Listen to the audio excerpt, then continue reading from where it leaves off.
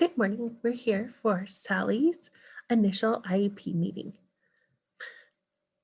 Let me introduce the team members of our meeting. First, we have our administrator, Mr. Tovar. He will work as a timekeeper to keep our meeting on time, help us if we have any service questions on what kind of services we can provide for Sally's. And he's also going to be recording information on the comments page of the IEP during the meeting. He's going to be acting as the scribe, and he knows the resources that the school or district is able to provide for Sally. My name is Stinzel-Beresford, and I am a resource program specialist, and that is a special education teacher, and I coordinate special education services for students that qualify in the area of resource. I collect data on academics or student goals for IEPs, and I plan instructional services and interventions for students that qualify for the resource area under specialized academic instruction, which also is abbreviated SAI.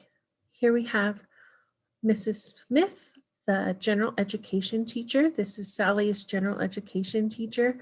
She's going to provide insight on how Sally is doing in her class, and she can answer any curriculum questions that you have about the general education curriculum that Sally receives. She would also be responsible for implementing any accommodations or modifications that Sally might need to be successful in her class. Then we have Mrs. Swanson, the school psychologist. She's the one that assessed Sally for special education qualification, and she can give her insight and interpret the assessments that she gave to you, give the information to you about Sally and how she did on those assessments. And then of course we have you here, the parent, who's going to provide us with Sally's strengths, or maybe if you have some insight on some of her weaknesses, and what your goals are and what you would like to see Sally do for the future. Everyone here at the table has a draft copy of the proposed IEP that we're going to be going over today. And I also gave the parent, Mr. and Mrs. Smart, a copy of the procedural rights and safeguards for our district.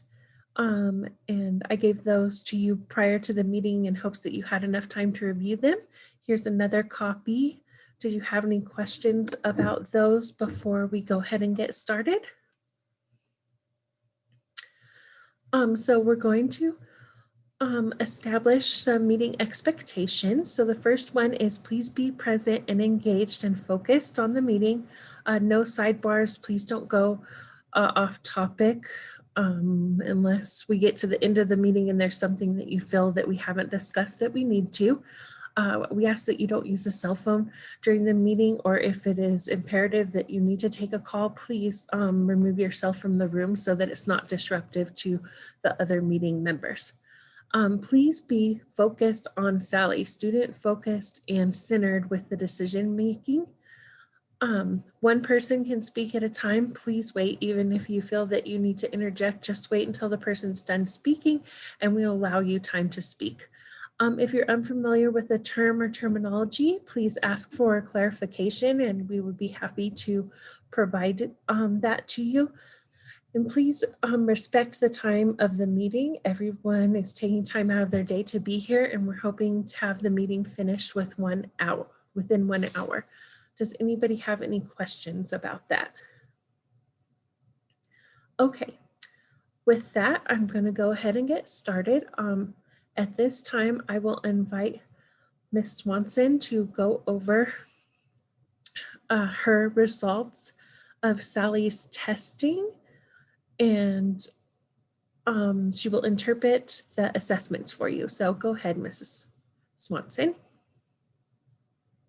So after Mrs. Swanson, would present her findings and explanation to the parent, and if Sally qualified for services or did not, the special education teacher, myself, would present the academic portion of the testing and their observations that they have about Sally, the student, and they would go over that.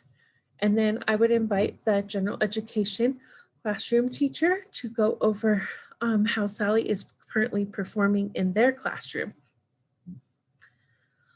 Then we would go over the present levels of performance. So the present levels of performance is going to go over how Sally's currently doing in different areas. So we would go over like a score of reading, a score for math, written expression, communication, language and speech, social behavior, physical and fine motor skills, self-help skills. If the student's an older student, we would go over pre-vocational and career interests. We go over attendance and health and vision and hearing. So we would go over all of that. And then once all that information was disseminated to the students' parents, I would ask them if they had any input to add or any concerns. And we would start recording that. Once we go over the results of everything, we would go over the proposed goals for the students. So the goals are going to be based off of the students' levels and where they're performing and where they need to improve to help get them closer to that baseline level. So for Sally, because she tested lower in the areas of reading and reading fluency and math, we would write her goals in those areas. And those would be goals that she could meet. And the goals typically have 3 levels where you would do progress monitoring for an elementary school, because my district's on trimesters. The progress on goals would get mailed out to the parents at each trimester so that they have an idea of how Sally is working towards those goals. Once we went over those, we would explain the services. And so because in this instance, Sally qualified under specific learning disability for resource services, she would get a recommended to start 30 minutes a day with specialized academic instruction. So that would be her service for 150 minutes of pull out, which is removal from the classroom, to come into the special ed classroom for those 30 minutes each day for specialized academic instruction or SAI instruction. So then once that was explained to the parents, we would talk about the least restrictive environment. So we would want Sally to stay in her general education class for the majority of the day, which is including recess and lunchtime, passing periods, assemblies, and things like that. So she would have general education class, and then she would have consult and collaboration with the special education staff, and then she would receive specialized academic instruction with pullout. So that's what we're offering. And because she is going to be removed from the special education class with her non-disabled, or she's going to be removed from the general education class with her non-disabled peers, that would be her least restrictive environment, would be the general education class with resource pullout. So sometimes she might miss something in the general education class, but we would try to minimize that by working around the teacher's schedule to ensure that she's getting the most time with her like peers in the general education classroom. And then for extended school year, because Sally has a disability that is likely to continue for an indefinite or prolonged time, and because the severity of her disability could cause a regression during the summertime being off, we would like to offer extended school year, which would be a summer school program for a certain amount of weeks to Sally so that she could help keep up her self-sufficient and independent skills during that time.